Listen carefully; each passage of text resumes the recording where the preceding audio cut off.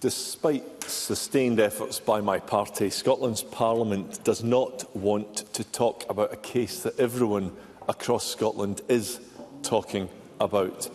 So we're going to talk about that right now. A female nurse with 30 years of dedicated service to the NHS faces the sack for her concerns about a man using a women's changing room. The Employment Tribunal will rule in due course, but there is absolutely no reason why MSPs cannot discuss the wider issues. Women's spaces must be for women and girls. So does John Swinney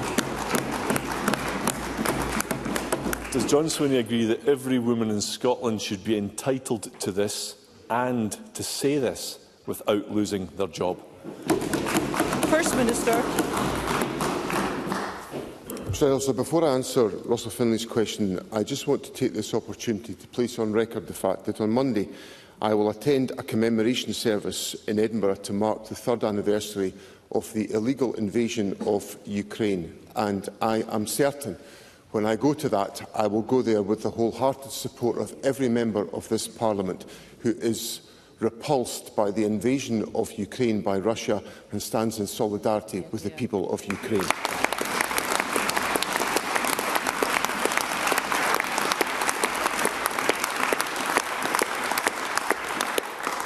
I have, of course, been paying very close attention to the issues raised by Mr Findlay and by Conservative members in Parliament, and the Government has taken the view that we cannot comment on the ongoing proceedings that Mr Findlay raises. The reason for that is set out in Section 1 of the Judiciary and Courts Scotland Act 2008, which at Section 1, under the title of Guaranteed of Continued Judicial Independence, it says that the following persons must uphold the continued independence of the judiciary: A, the First Minister; B, the Lord Advocate; C, the Scottish Ministers; D, members of the Scottish Parliament.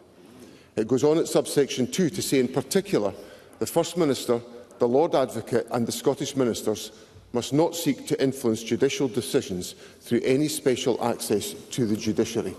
Now, if I was to comment on this case, I would be in danger of breaking the law. And I believe in the rule of law, and nobody will persuade me to break the rule of law in this Parliament. No questioning from Mr Findlay, no barracking, no heckling, nothing will stop me from protecting the right to ensure that the law is upheld in this country. The guidance that is in place in relation to the issues that Mr Findlay raises on a general level explains as follows. The Equality Act 2010 does allow the provision to exclude a trans person from single or separate-sex facilities. These kinds of decisions must be made on a case-by-case basis. Managers must balance the needs of the trans person to use this facility against the needs of other members of staff. They should also consider if other staff members will experience any disadvantage if the trans person is allowed to use the facilities. That is the position and guidance supported by law, and I hope that answers Mr Findlay's question. Russell Findlay. Thank you. I also look forward to attending the memorial service on Monday, and I wholeheartedly agree with the First Minister's comments in that regard. We can indeed talk about the generalities of this case, despite the First Minister's selective legal interpretations.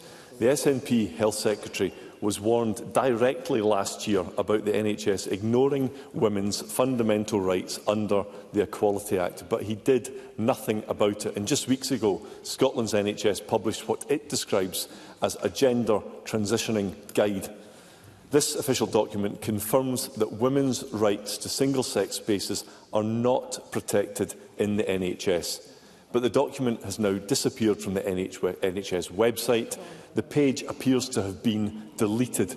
So has this guidance been scrapped? And if it has not, will John Swinney do so? First Minister. I don't think it's good enough for Russell Findlay to say that I've selectively expressed the basis of the position that I take, that I cannot comment on live legal proceedings, because the law requires me not to do so. And if Russell Findlay cannot respect that and accept that, then I think the Conservative Party is in a pretty dismal place if that is their position today.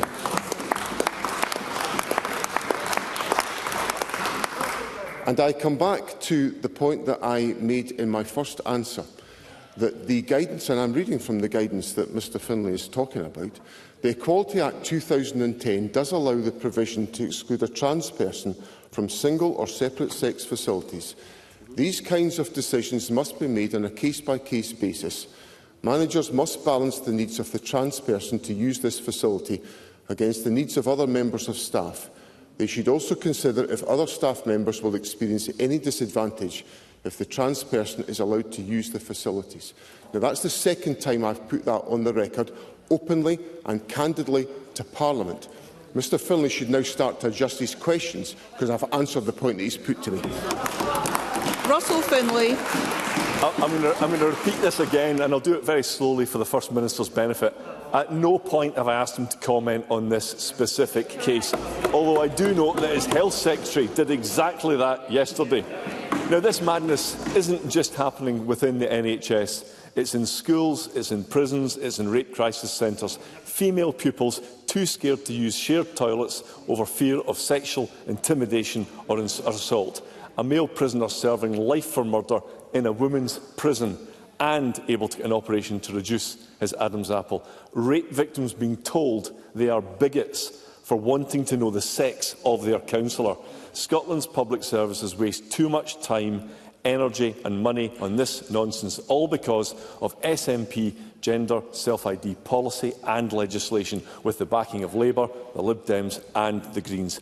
And yesterday, astonishingly, John Swinney said that he has no regrets. Does he really have no regrets about causing all this harm to women and all this cost to taxpayers? First Minister. I think the point that Mr Findlay skates past is the significance of the Equality Act 2010, which was enshrined, because it has to be enshrined, because we can't change the law, because it's a reserved piece of legislation, is enshrined in the legislation that this Parliament passed on gender recognition. So I've quoted to Mr Findlay the fact that the Equality Act 2010 makes provision for there to be single or separate sex facilities and for those rights to be put into practice and into place. I don't know why Mr Findlay is so determined to just keep pursuing this line of argument, which is about sowing division in our society,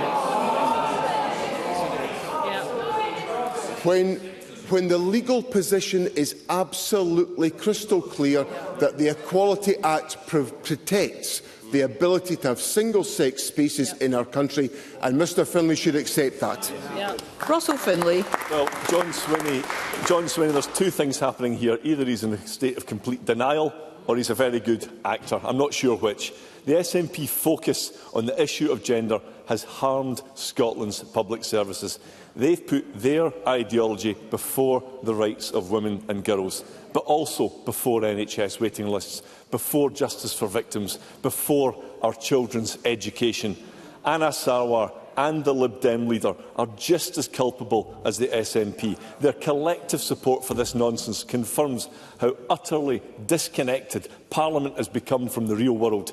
My party believes all government time and money should be devoted to fixing Scotland's public services, not on radical fringe policies. And that's where we proudly stand. So what about John Swinney? Will he do the right thing and bin his gender ideology that is causing so much harm to our country?